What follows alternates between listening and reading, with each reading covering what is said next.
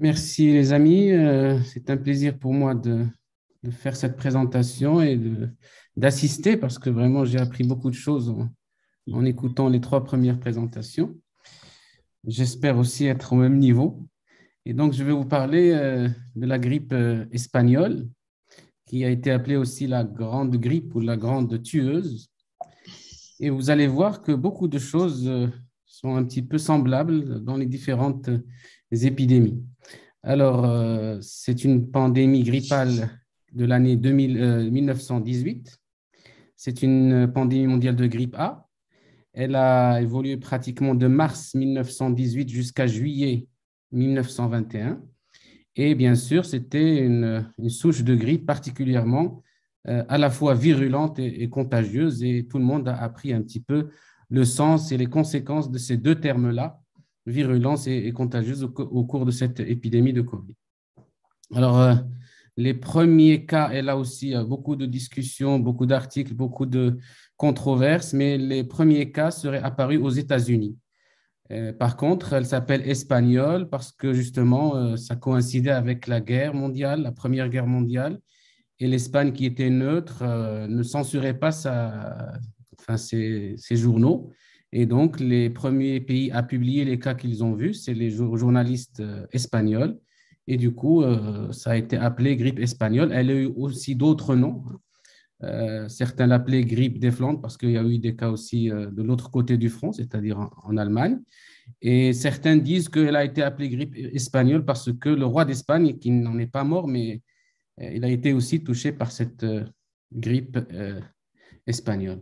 Donc, c'est une grosse, grosse pandémie puisqu'elle a touché pratiquement le tiers de la population mondiale. Et c'est la pandémie la plus mortelle puisque on parle de 20 à 50 millions. Et là aussi, plus les articles sont récents, plus l'évaluation est revue à la hausse. Et maintenant, on dit que c'est entre 50 et 100 millions de morts. Alors, les plus grandes pertes, c'est surtout en Inde, où il y a eu pratiquement 20 millions de morts, en Chine, et puis en Europe, qui a donc perdu 2 millions 3, et aux États-Unis, 500 000. Mais bien sûr, dans chaque pays, puisque tous les pays ont été concernés, chaque pays a son histoire, a son premier patient, a comment a été introduit chez lui soit par les marins américains, soit par les soldats américains. Donc, chaque pays, quand on voit un peu par pays, chaque pays a une histoire de sa grippe espagnole et qui l'a introduit chez lui. Si bien que parfois, par exemple, au Sénégal, on l'appelait la grippe brésilienne. Donc, tout dépend des premiers cas qui ont été vus dans chaque pays. Alors, je vais essayer à travers cet exposé de parler un petit peu comment s'est propagée la grippe, quelle a été l'intensité de la mortalité que ça a provoqué, la réponse sociale à la pandémie pour arriver peut-être à une petite comparaison avec ce qui se passe aujourd'hui. Et vous allez voir qu'il y a quand même beaucoup de similitudes. Et bien sûr, la particularité en plus de cette pandémie, c'est qu'elle est survenue en temps de guerre. Et donc, avec deux raisons de mourir, la guerre et puis la grippe, et ça a vraiment rendu la chose beaucoup plus catastrophique. Donc, juste pour situer un peu, je pense que ça a été cité par mes collègues. Donc, il faut savoir qu'à la fin donc, du 19e siècle, début du 20e, il y avait uniquement deux vaccins. C'est le vaccin antirabique et antivariolique dont a parlé notre ami Sims Modi, et trois vaccins bactériens tués, c'est-à-dire le vaccin de la typhoïde, du choléra et de la peste.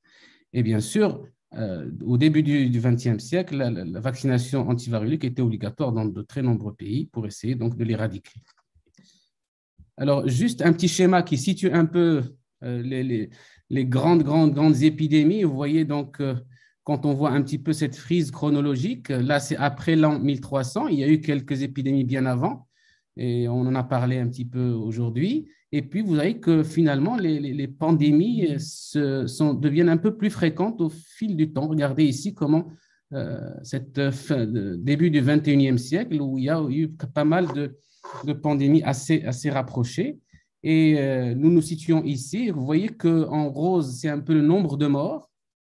Et donc, la peste noire, par exemple, c'est entre 25 et 50 millions. Et la grippe espagnole, c'est la plus mortelle.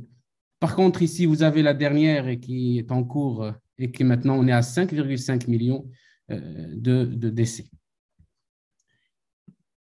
Ici, c'était la même chose, mais qui représente uniquement les pandémies grippales, pour montrer là aussi qu'en termes de fréquence, ça commence un petit peu à se rapprocher et les grippes deviennent plus fréquentes. Heureusement, enfin, les dernières grippes n'ont pas été, il n'y a pas eu beaucoup de victimes, sauf celle de H1N1, la grippe H1N1, dont on a tous entendu parler en 2009-2010, et qui est exactement le même virus, enfin, c'est le même type de virus que le virus de la grippe espagnole.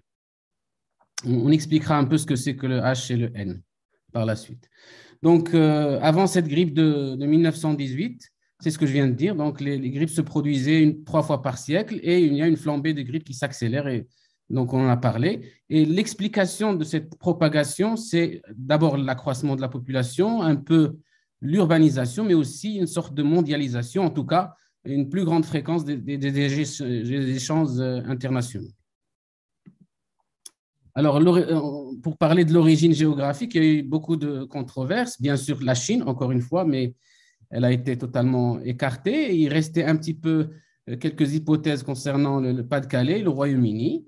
Alors, pour le Kansas, c'était la fin de la guerre et l'Amérique se préparait à entrer en guerre, justement, pour changer un petit peu les rapports de force. On est en 1918 et donc l'Amérique réunissait donc une grande concentration de militaires dans les camps de formation, et il y avait pratiquement dans ces camps 50 000 à 70 000 individus au Kansas, et donc ils se réunissaient pour s'entraîner. Donc c'était vraiment une réunion de jeunes soldats, et c'était l'une des régions qui a été suspectée de démarrer, c'est-à-dire le patient zéro a été suspecté dans cette région-là.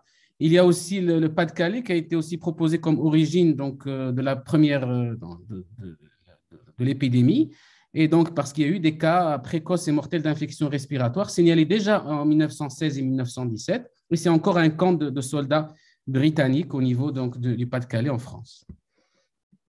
Mais en fait, c'est un médecin, Laurine Miner, qui est un médecin donc, du Kansas rural, donc, qui est une région donc, américaine, où il a commencé à alerter les autorités sanitaires dès 1918 qu'il y avait quand même une infection qui était un peu inhabituelle, et qu'il y avait assez de nombreux cas de façon un peu inhabituelle, mais il n'a pas eu tout à fait de réponse. Et quelques semaines plus tard, par rapport à ce rapport qu'il a envoyé aux autorités sanitaires, il y a un premier foyer qui va éclater justement au Kansas, dans une base militaire où sont concentrés bien sûr les soldats. Et l'épidémie a commencé à se propager, d'abord vers l'Europe à travers bien sûr les grands navires militaires qui concentraient aussi durant toute cette traversée qui va durer 8 jours, où il y a une condensation, donc un grand nombre de soldats qui vont aller donc combattre avec les alliés, et surtout aussi, et malheureusement, contaminer les soldats et par la suite les civils en Europe.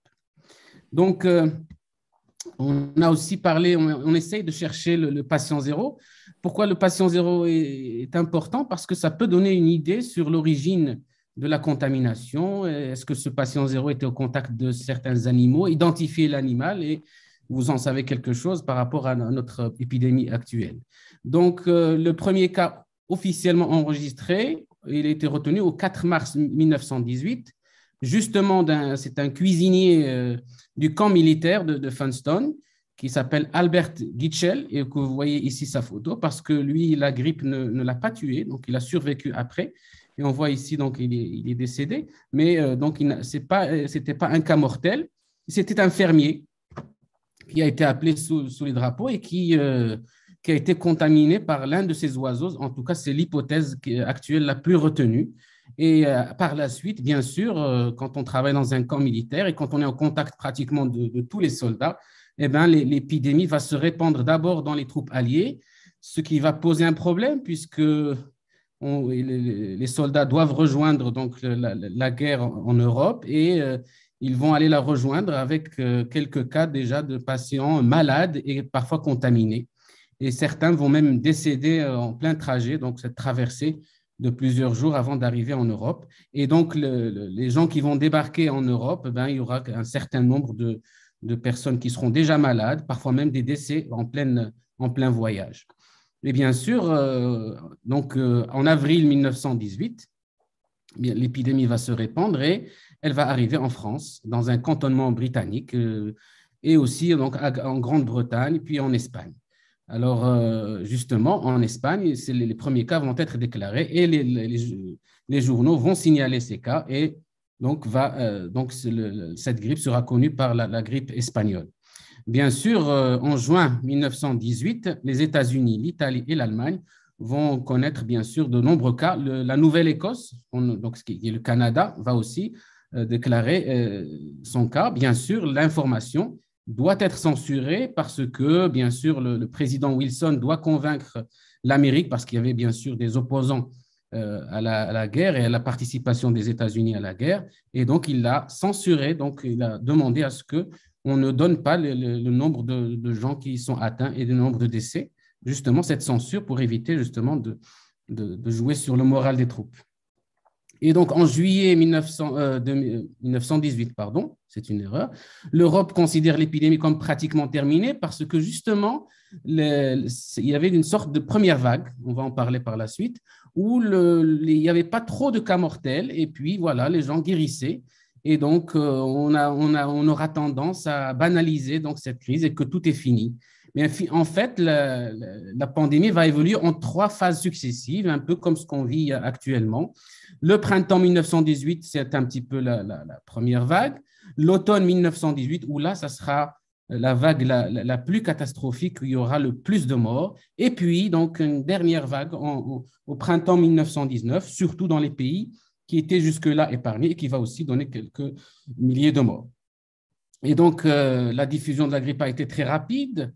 Alors qu'on n'arrive pas trop à expliquer cette gravité et le décès survenait plutôt tardivement. Donc, c'est-à-dire que quelqu'un qui était infecté par la grippe, c'est 2-3 semaines plus tard où il va s'aggraver et on supposait bien sûr que cette aggravation était due à une surinfection bactérienne. Mais déjà, on parlait aussi d'une certaine atteinte virale elle-même, c'est-à-dire l'attaque du virus. Il attaquait les poumons, donc pneumonie virale primaire où il allait y avoir de l'hémorragie pulmonaire et c'est ce qui peut un peu coïncider avec ce qu'on appelle aujourd'hui donc les crises d'interleukine, c'est-à-dire la décharge d'interleukine qui donne de cette aggravation pulmonaire des patients atteints de cette virose. Alors, la première vague, elle a intéressé essentiellement l'hémisphère nord et c'est dû au transfert des soldats américains contaminés, qu'ils ont contaminés au niveau du front, les autres soldats, puis par la suite les soldats qui tombaient malades, qui rentraient chez eux parce que à un certain moment, le retour à la maison des soldats, c'était pour blessure pour un tiers, mais surtout pour la maladie. Et la maladie principale à ce moment-là, c'était la grippe. Alors, la première vague, on avait tendance à dire oui, ça touche beaucoup plus de monde, mais globalement, ça ressemblait à une grippe saisonnière. Et bien sûr, on essayait d'introduire cette idée pour ne pas donc inquiéter les gens et que tout se passe donc du côté politique, qu'il n'y ait pas trop de soucis.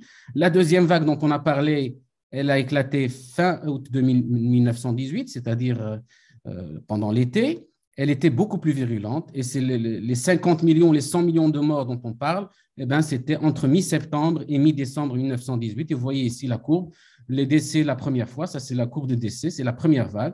Et puis, août 1918, là, c'est vraiment la deuxième vague. Et puis, la dernière, qui était moins importante, mais qui a quand même... voilà. Donc, la troisième vague, c'est donc les premiers mois de 1919 jusqu'au printemps. Et donc, entre les 2 premières, en termes de sévérité, donc elle était un peu plus grave que la vague. Ici, vous voyez donc une carte mondiale avec les différentes couleurs qui disent, voilà, la première vague ici en marron, et bien sûr les mouvements, surtout donc d'abord à travers la maritime, à travers les grands cargos qui transportaient donc les soldats pour aller participer à la guerre ou qui les ramenaient, et parfois ils ramenaient aussi des soldats américains, revenaient dans leur pays et contaminaient donc tout le pays à l'intérieur. Et puis aussi l'Europe qui avait besoin de main-d'œuvre et surtout aussi de matières premières, donc avec le transport maritime qui allait en Afrique et qui, bien sûr, cette arrivée des cargos africains, il n'y avait aucune quarantaine, aucune quatorzaine.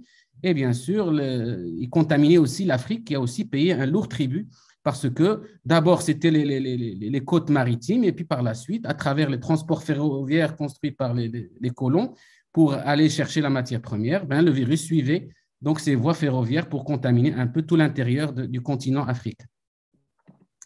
Voici une courbe de mortalité.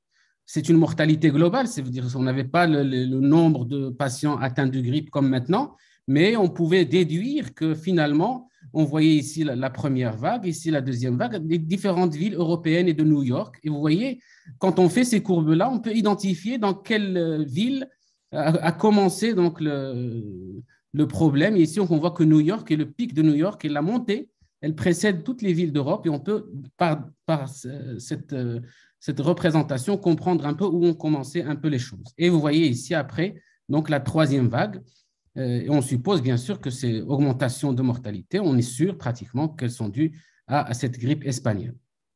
Vous voyez un peu en situant un peu la première vague, la deuxième et la troisième. Et ici, donc, un peu le schéma qui explique un peu comment les choses se sont faites, en considérant que ce n'est pas la Chine, et le premier foyer, ce n'était pas en France, mais c'était aux États-Unis. Donc, le transport des soldats vers l'Europe pour participer à la guerre, et puis de l'Europe vers les différents continents, plus tardivement vers l'Australie, pour des raisons donc de marchandises, de transport de marchandises, de matières premières vers l'Europe qui en avait tellement besoin. Voici encore exactement le même schéma avec les différents mouvements, d'abord maritimes, et donc de va-et-vient entre les États-Unis et l'Europe, et puis vers l'Afrique, vers l'Australie, et donc bien sûr des mouvements de retour vers l'Europe avec les différentes contaminations et les trois vagues en noir, en rouge et en vert. Voici maintenant, pour montrer vraiment que c'est une pandémie, ici vous avez plus le cercle est important, plus c'est des millions en plus. Donc, par exemple, le pays qui a payé le plus, c'était l'Inde et la Chine. Et par la suite, vous voyez, en Europe, en Afrique, etc. Là, c'est le continent donc, africain, donc l'Afrique du Nord, et bien sûr, les différents pays d'Afrique. D'abord, donc, les villes côtières, et puis par la suite, l'intérieur du continent. Alors, ici, vous avez des photos des soldats qui vont, bien sûr, avec le masque, et qui se dirigent donc vers le front. Ici, c'est les camps d'entraînement donc aux États-Unis, avant le départ. Et bien sûr, les camps d'entraînement ont continué. Il y avait des gens qui relevaient, donc des médecins de ces camps qui relevaient qu'il y avait beaucoup de malades. Et pourtant, tout devait continuer et il fallait tout censurer pour que les États-Unis participent à la guerre. Et vous voyez ici, non seulement ces bateaux qui allaient vers l'Europe, ils vont transporter, mais c'était aussi un milieu, un incubateur, parce que vous voyez un peu le caractère un peu trop mitoyen de tous les gens. Et donc, on partait sur plusieurs jours et plusieurs soldats vont être contaminés à l'intérieur de ces navires. Alors, il y a eu donc, voilà, encore des photos des navires. Et puis ici, donc, un capitaine qui est en train de voir un peu, d'examiner les patients en pleine traversée et donc de notifier un peu, je vous montrerai un peu les notifications des différents médecins. Et ici, donc, docteur Félix Vidal qui va alerter un petit peu, dire que c'est un peu inhabituel, cette grippe qui commence à toucher pas mal de monde au niveau donc, de l'Europe. Regardez ici, donc, pour les symptômes cliniques de cette grippe, il y a quelque chose de très particulier. D'abord, en termes épidémiologiques, c'est que la grippe classique, c'est-à-dire la grippe saisonnière, elle touche un peu les âges extrêmes, c'est-à-dire les nouveau-nés et plus les vieillards. Par contre, donc elle est en U. Par contre, la grippe espagnole est en W et qu'elle touche aussi, donc de façon parfois très sévère, les jeunes de moins de 40 ans. Donc, c'est les adultes vigoureux. Ça, c'est quand même un peu inhabituel par rapport à une grippe. Elle peut toucher sévèrement des jeunes adultes et particulièrement, bien sûr, au départ des soldats.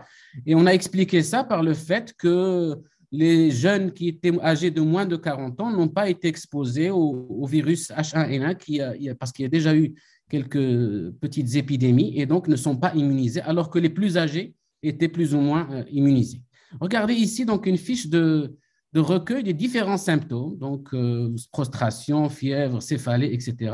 Et le médecin notait avec chaque colonne, c'était un patient. Donc, vous avez ici Shelby, Funston. Donc, et regardez l'association des différents symptômes.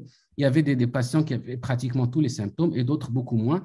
Et ça permettait de donner une idée sur les différents symptômes de cette maladie.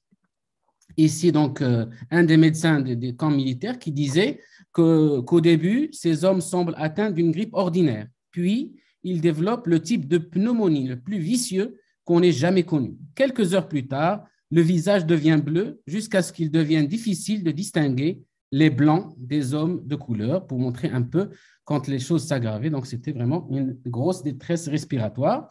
Alors maintenant, les journaux, comment ils rapportaient ça?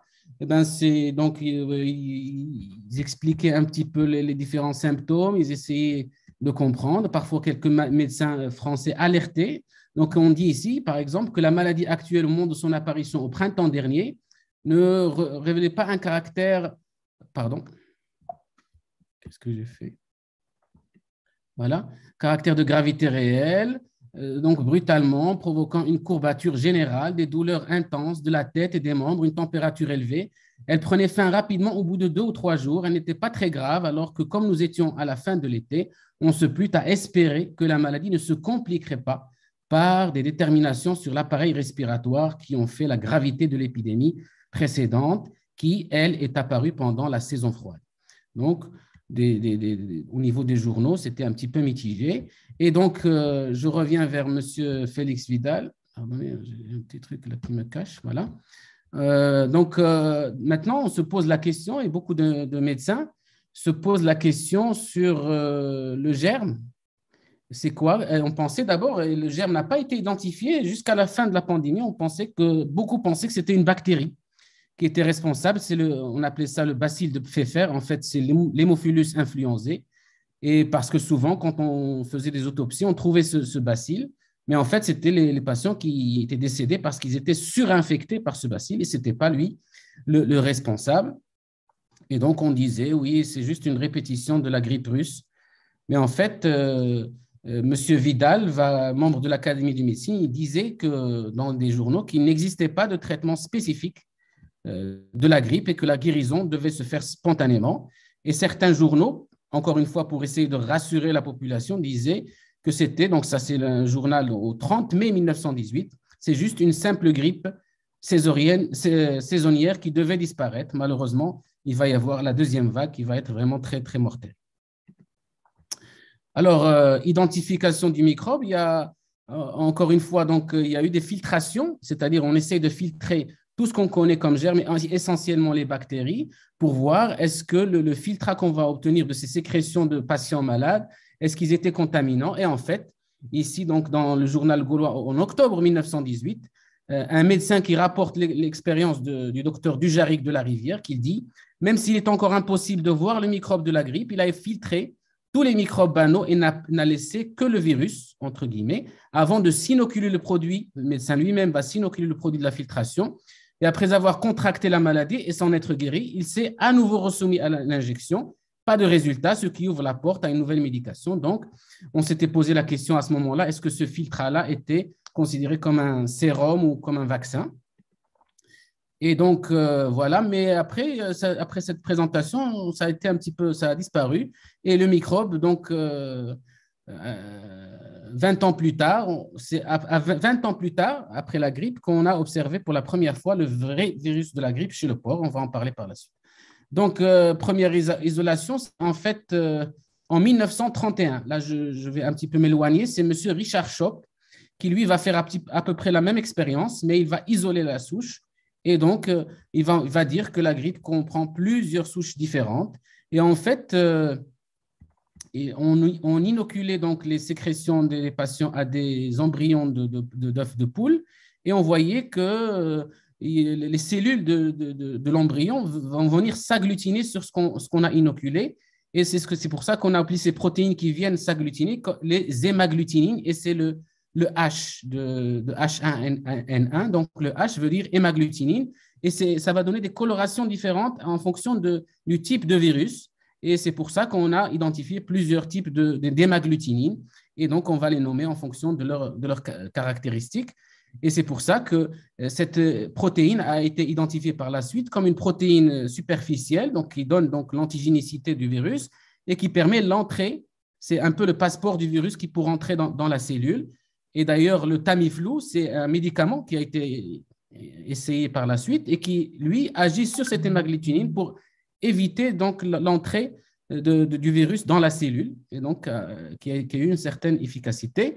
La deuxième protéine qui a été identifiée, c'est le N, c'est la neuraminidase, et qui, elle, est plutôt une protéine de sortie du virus, qui va donc, le virus va se multiplier dans la cellule, il va donner des virions, et ces virions vont sortir de la cellule. Et donc, cette protéine de sortie, il a eu aussi un traitement qui s'appelait donc le Relenza, qui essayait d'inhiber cette protéine de sortie. Et donc là, on va commencer à fabriquer, mais vraiment, on est très, très loin de la période de l'épidémie.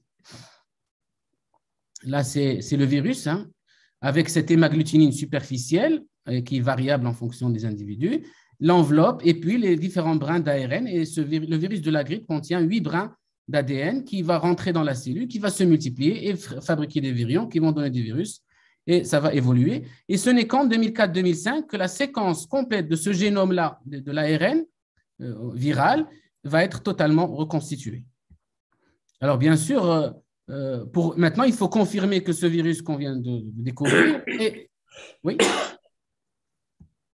ce virus qu'on vient de découvrir, ben, on a essayé de récupérer donc, des corps qui étaient fixés dans le permafrost, c'est-à-dire le sol gelé de l'Arctique, des corps qui étaient décédés par la grippe espagnole, et on a pu identifier que c'était le même virus. Et ce virus, il a une hémagglutinine spéciale et une neuraminidase spéciale qui est appelée H1N1. Alors, pourquoi parfois on a une grippe saisonnière et parfois c'est des pandémies?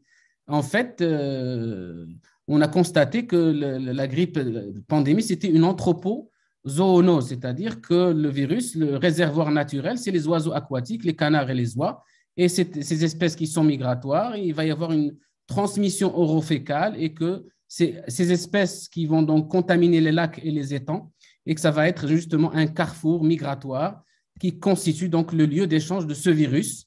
Alors, si vous savez qu'il y a 16 types d'hémagglutinine et 9 types de neuraminidase, donc il y a eu plusieurs épidémies, de pandémies, où justement, donc, entre des oiseaux à l'homme, s'il y a un franchissement de barrière, et si ce virus qui n'a jamais contaminé l'homme fait un franchissement de barrière et contamine l'homme, ça va peut-être donner, c'est ce qu'on craint, une autre pandémie. Vous voyez ici donc les deux mécanismes où ce virus va changer. Soit il va faire des mutations fréquentes, et ces mutations, quand le virus va muter, ça va donner une grippe saisonnière qui est différente de la grippe de l'année d'avant, mais qui ne va pas avoir de conséquences aussi gravissimes qu'une pandémie. Par contre, quand il y a une cassure antigénique, par exemple, ici, vous avez deux virus différents, un virus de la grippe de l'homme et un virus de l'oiseau, et s'ils sont dans un autre hôte, il va mélanger un peu le matériel génétique des deux pour former donc, des virus un peu mosaïques, ces virus, qu'on appelle les réassortiments, c'est là où le risque de pandémie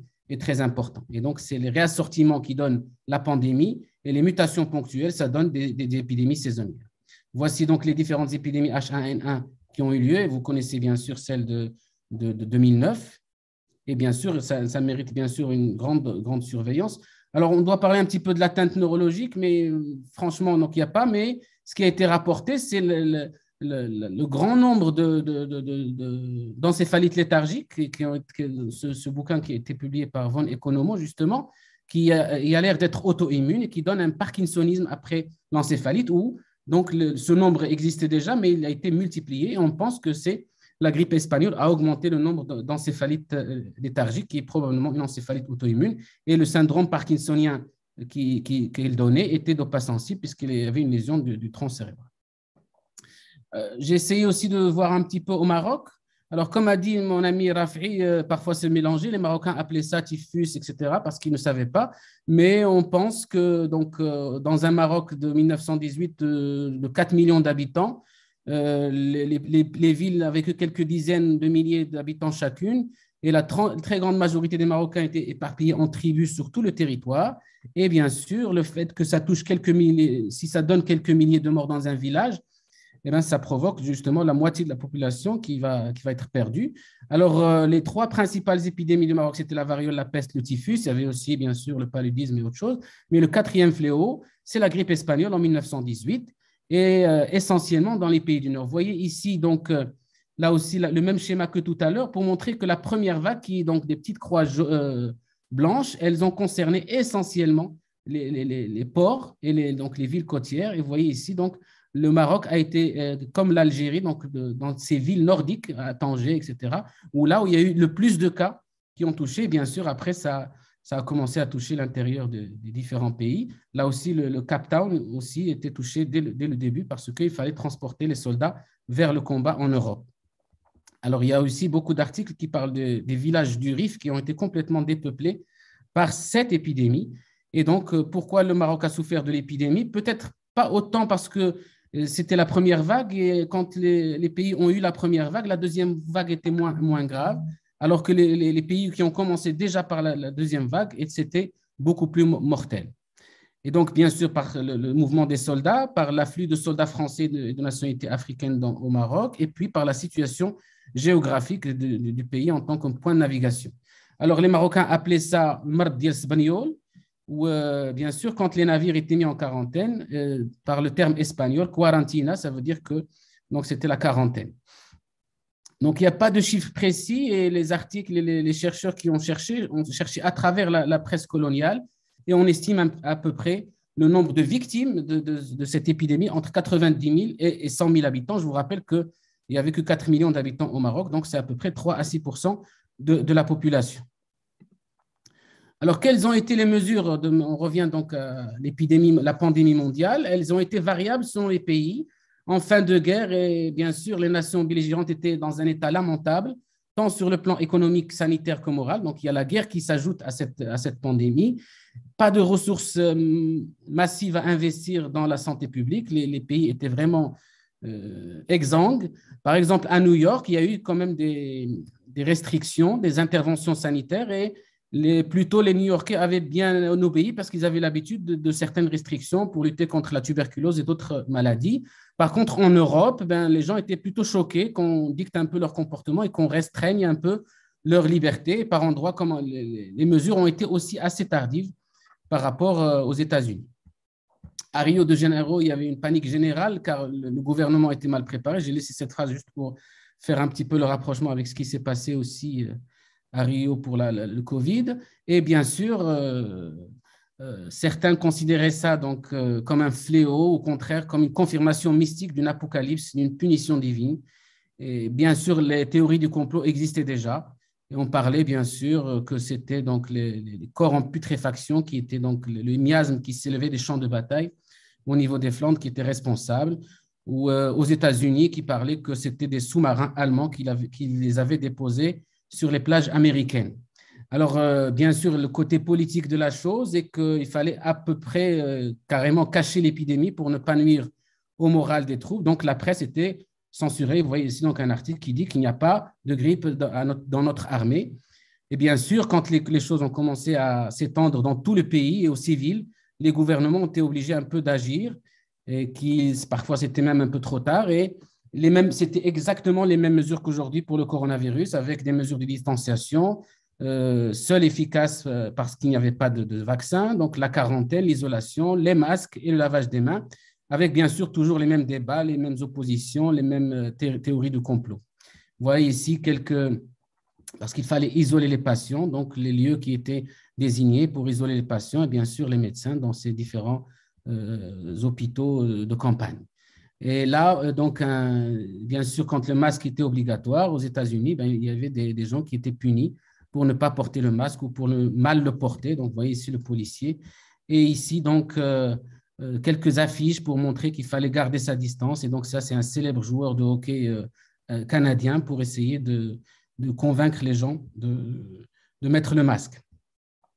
Alors, les militaires qui rentraient chez eux et les déplacés qui étaient nombreux vont participer à l'augmentation du nombre de patients contaminés. Les scènes de liesse de l'armistice et de la démocratie ont accéléré aussi la diffusion. Le système immunitaire de ces gens était donc fragilisé et donc les conditions de guerre ont puissamment peut-être contribué à la virulence de ce virus. Car normalement, une nouvelle souche de grippe modère sa virulence avec le temps, parce que le virus n'a pas intérêt à tuer l'autre, parce que c'est lui qui l'héberge. Donc, il a tendance, avec le temps, de se diminuer en intensité. Et Donc, les grippes saisonnières que nous connaissons maintenant ont commencé, bien sûr, aussi par des grippes pandémiques qui se sont calmées. Donc, les circonstances exceptionnelles de la guerre, de la tranchée, ont fait que c'était des poumons affaiblis et que peut-être la mortalité était plus importante du fait de cette condition de guerre. Là aussi, il y a eu des théâtres qui ont été fermés, pas de confinement, puisqu'il n'y avait pas de moyens de stockage, il n'y avait pas de réfrigérateur, donc il n'y avait pas vraiment un confinement, mais tout ce qui était rassemblement était bien sûr interdit dans les différents pays. Vous voyez ici une cour à San Francisco où la cour se passe en plein air. Ici, bien sûr, on interdit le laitier de passer puisque de peur de contaminer. Donc, il y avait plein d'arrêtés qui essayaient de limiter un petit peu les contacts sociaux. Et bien sûr, là aussi, puisqu'il n'y avait pas de remède, ben, il y avait un foisonnement donc le thé des Alpes qui était très efficace. Il fallait donc un arrêté pour autoriser la vente de rhum et de cognac dans les pharmacies, donc en vantant donc, que c'était un remède miracle. Donc la quinine, pour rappeler aussi que la quinine, qui est un cousin de la chloroquine, et qui a été aussi utilisée en mélange avec le whisky. Et donc, bien sûr, c'était juste des choses un peu biscornu. Voilà. Et ça, c'est une affiche qui montre que, pour essayer de sensibiliser les gens, que un peu tousser sur des personnes, c'était aussi mortel que de les tuer pendant la guerre.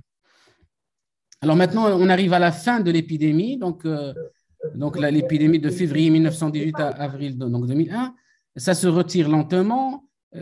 Malheureusement, c'est juste au prix d'une immunité collective et avec beaucoup, beaucoup de décès. Et bien sûr, Edwin Kinbourne, qui est un virologue américain, qui a dit on a d'abord un feu de bois, puis des braises, puis plus rien, parce qu'il n'y a plus de bois à brûler. Vous savez que pour qu'une épidémie se termine, soit qu'on trouve un vaccin très efficace, soit qu'on acquiert une immunité collective, mais au prix de beaucoup de cas, de victimes, etc. Parfois, la quarantaine dans certaines épidémies est suffisante parce que les patients sont tellement symptomatiques et pas contagieux dans la phase présymptomatique. Par exemple, l'exemple de l'Ebola, si on identifie le patient et qu'on l'isole, eh bien, la contamination est réduite. Et soit que le variant, il y a des variants, des mutants qui vont donc devenir moins virulents, ou alors tellement virulents qu'il tue son hôte et le hôte est tellement tué très rapidement qu'il n'a pas le temps de contaminer d'autres personnes. Donc, le virus s'en va là où il y a du bois à brûler jusqu'à ce qu'il n'y en ait plus du tout. Et Patrick Zilberman, qui fait des publications récentes, qui dit que plus il y a de gens à contaminer, moins il y a de possibilités de contamination. Alors, juste pour montrer un petit peu comment les peuples et les différents pays vivent cette épidémie par rapport à la guerre, pour montrer que, par exemple, pour les États-Unis, c'était quand même traumatisant, puisque les victimes de la grippe étaient largement supérieures aux victimes de la guerre auxquelles les soldats ont participé en Europe. Et donc, il y a vraiment une sorte de traumatisme assez important de cette population. Par contre, en France, le traumatisme de la guerre, etc., est plus important puisqu'il y a eu beaucoup plus de morts de soldats au front que de victimes de grippe et que la grippe est vraiment plutôt oubliée dans ces pays européens.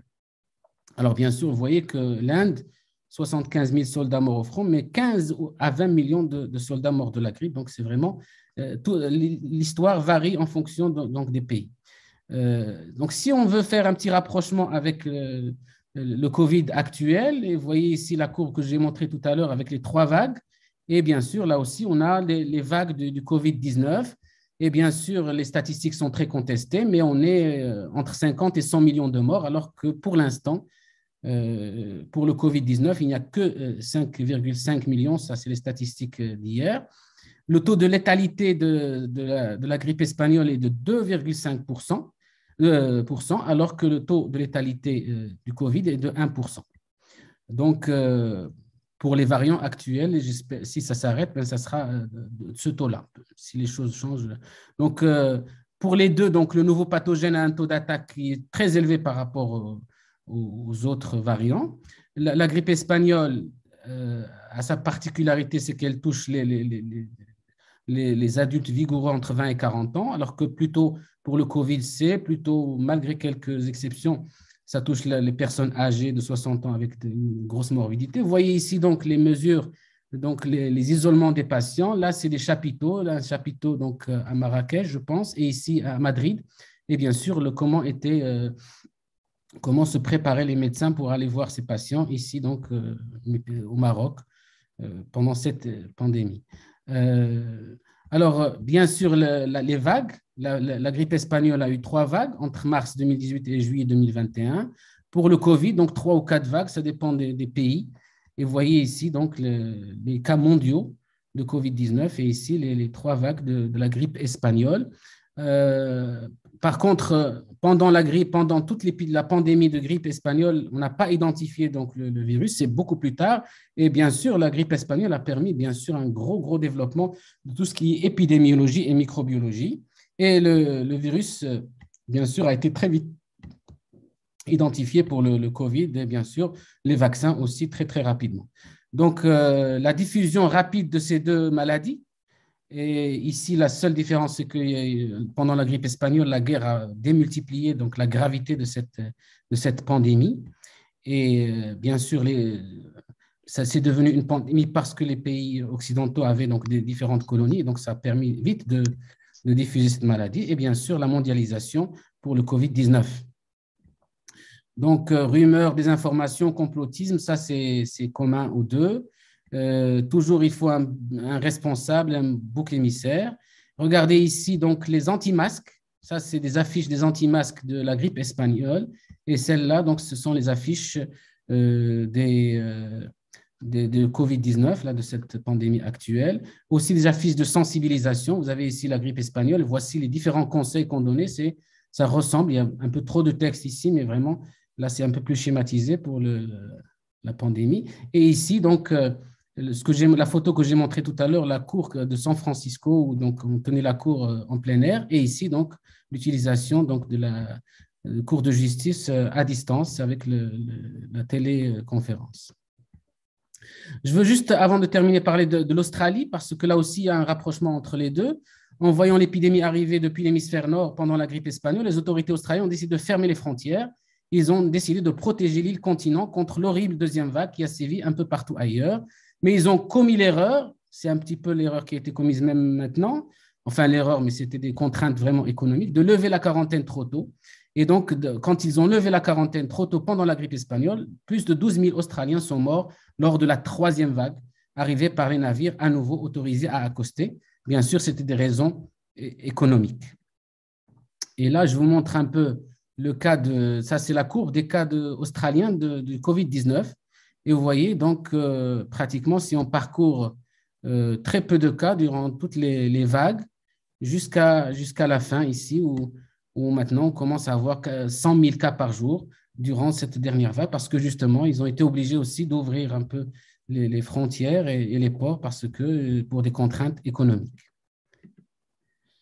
Alors, réflexion, donc j'en ai déjà parlé. Donc, la grippe, qu'est-ce qu'elle a fait pour la guerre? On peut juste dire, par exemple, que le président Wilson, qui, pendant les négociations de l'armistice et donc la conférence de Versailles, voulait défendre le fait de ne pas trop punir l'Allemagne pour éviter qu'il y ait une guerre par la suite ou une vengeance par la suite, mais il a été touché par la grippe.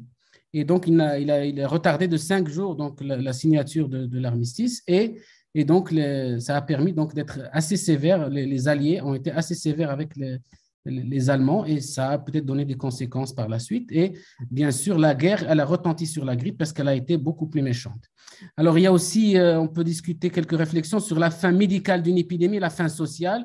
Et vous avez bien compris que la fin sociale est bien sûr retardée et dure beaucoup plus longtemps avec toutes les conséquences désastreuses, comme un petit peu ce qui va se passer pour cette pandémie. La fin de l'épidémie dans les têtes, parfois alors que l'épidémie est toujours là, eh bien, pour certains, ben, voilà, on essaie un peu de sorte de négation et puis on se laisse un petit peu aller. Et aussi l'effet miroir. Parfois, on maintient à un niveau élevé des comportements de prévention. C'est le cas des peuples asiatiques qui gardent un changement de comportement qui va rester et qui, par exemple, en Asie, dans certains pays, donc on ne se touche toujours pas la main et voilà, à chaque fois qu'il y a une grippe, on met un masque, même pour les grippes saisonnières. Et donc, je pense que je vais m'arrêter là. Les conséquences économiques, j'en ai parlé, le ralentissement du progrès, mais aussi la science qui a permis aussi, qui a pu énormément progresser à cette pandémie, et aussi la réflexion sur les conditions de santé des différents pays, que les pays doivent bien sûr se préparer et ça met en jeu et en exercice un peu leur système de santé pour essayer de réfléchir à préparer donc un système de santé assez fort pour essayer de contenir ces pandémies. Et je vous remercie.